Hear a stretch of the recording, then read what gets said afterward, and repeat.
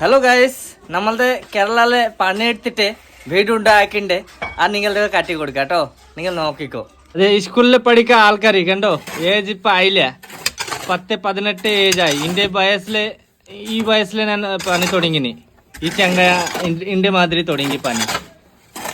നോക്കണ്ട, ഒക്കെ ശരിയാവും.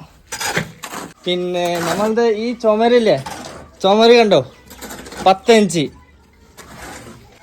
പിന്നെ അവിടെ 5 ഇഞ്ച് ഉണ്ട്, ഇതിലത് 5 ഇഞ്ച് കണ്ടോ. നമ്മളുടെ ഹെഡ് മിസ്ത്രി അതെ, ഒക്കെ കേരളത്തിലെ പണിയെടുക്ക ആൾ. മലയാളം അറിയോ? കുറച്ച് അറിയോ അല്ലേ? കേരളത്തെ എവിടെ നിക്കാ നിങ്ങൾ?